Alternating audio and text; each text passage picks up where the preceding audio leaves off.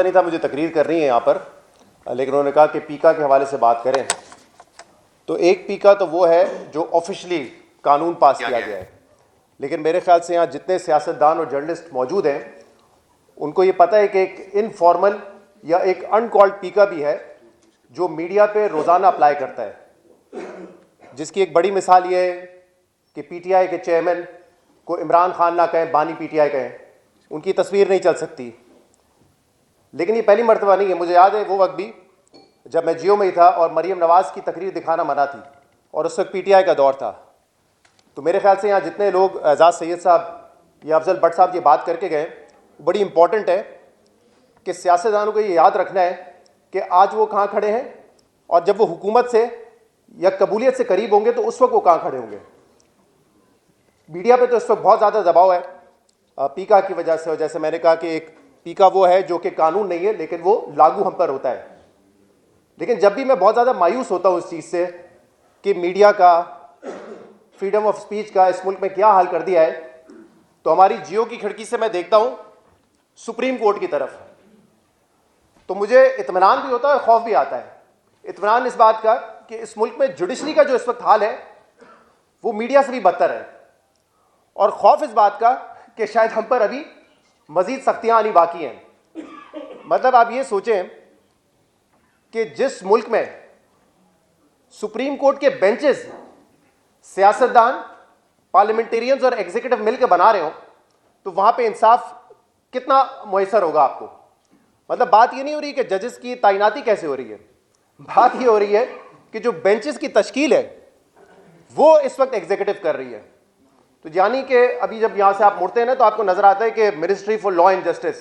पता नहीं क्यों पैसा खर्च कर रहे हैं, जिस मुल्क में लॉ एंड जस्टिस होना और मिनिस्ट्री की क्या जरूरत है। कुछ अर्से पहले आई थिंक यही ऑपोजिशन जो है वो इकट्ठा हुई थी उमर अयूब साहब के घर पे, और मैंने अचकजई साहब की मौजूदगी में वहां ये कहा था कि इस बात की क्या गारंटी है जब आप कहते हैं कि हम आइन को बहाल करना चाहते हैं और उसमें सबको, मीडिया को, जुडिशरी को, सबको अपना रोल प्ले करना है,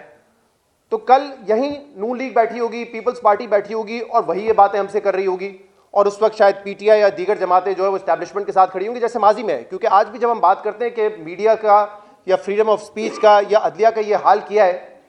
तो ये उसी पीपल्स पार्टी और नून लीग ने किया है जिसने चार्टर ऑफ डेमोक्रेसी साइन किया था, जिसको शायद पिछली 3 दिहाई में कहा जाता है कि ये जमहूरियत के लिए सबसे मौसर डॉक्यूमेंट था। लेकिन वही जमातें आज क्या कर रही हैं ये हम सबको पता है। इसलिए सिर्फ इतनी गुजारिश है, जो भी इस मुल्क में जमहूरियत को आगे बढ़ता देखना चाहता है कि आज जहाँ खड़े हुए हैं उसी असूली पोजीशन पे खड़े रहें। ऐसा ना हो कि जब मकबूलियत के बजाय आपको कबूलियत की ज़रूरत पड़ रही हो तो फिर आप बाहर बैठे हो, आप कैंसिल कर रहे हो कि किसी को ये कॉन्फ्रेंस हॉल नहीं मिलेगा, और दूसरी जमातें यहाँ बैठ के तकरीर कर रही हो और हम उनकी बातें सुन रहे हो और वो हमें मौका दे रहे हो कि आए बात करें जमहूरियत की बहाली के लिए। दूसरी एक अहम बात जो एजाज सैयद साहब ने की और दीगर लोगों ने की, वो सहाफ़ियों के लिए भी है। ये बहुत बड़ा मसला है और बल्कि ये दुनिया भर में बहुत बड़ा मसला है। मैं रिसेंटली यूरोपियन यूनियन गया था, वहाँ पर हमारी बड़ी इस पर डिबेट हुई, डिस्कशंस हुई कि सोशल मीडिया का जो जिन है उसको कैसे आप कंट्रोल करें। क्योंकि जब ये सोशल मीडिया आ रहा था ना तो उस वक्त प्रेसिडेंट ओबामा जैसे लोग थे, वो कहते थे कि इससे जो एक टू वे कम्युनिकेशन है देखने वालों के और वीडियोज़ बनाने वालों के, यानी कि एक टू वे कम्युनिकेशन होगी और हर किस्म का पॉइंट ऑफ व्यू मिलेगा। लेकिन बदकिस्मती से अब सोशल मीडिया पे आपके जो एल्गोरिथम है वो इतने स्ट्रॉन्ग कर दिए गए कि आपको एक जैसा कंटेंट मिलता है, तो वो जो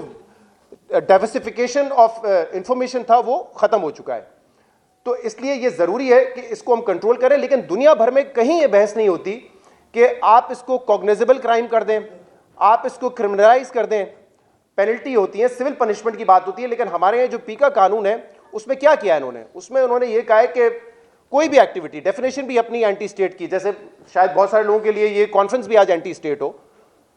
कहा यह गया है कि वो हर किस्म का जुर्म जो है वो क्रिमिनलाइज होगा, आपको उठा लिया जाएगा,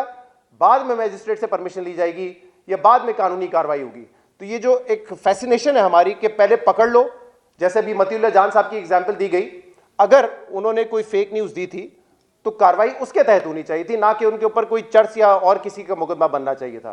तो ये दुनिया भर में डिबेट ये हो रही है कि सिविल पनिशमेंट क्या हो सकती है या इसको कैसे रोका जा सकता है कि जो आज़ादी इज़हार राय है उस पर भी आप कदम ना लगाएं। लेकिन हमारे यहाँ इस कानून के जरिए ये किया गया है कि इसको आप फौरी तौर पर पकड़ें, गिरफ्तार करें, 3 साल के लिए सजा दे दें, चाहे इसमें ट्रिब्यूनल हो या अथॉरिटी हो, सब में हुकूमत के लोग हैं। हुकूमत जब चाहे उनको हटा दे। तो ये एक कोशिश तो यही है कि किसी तरीके से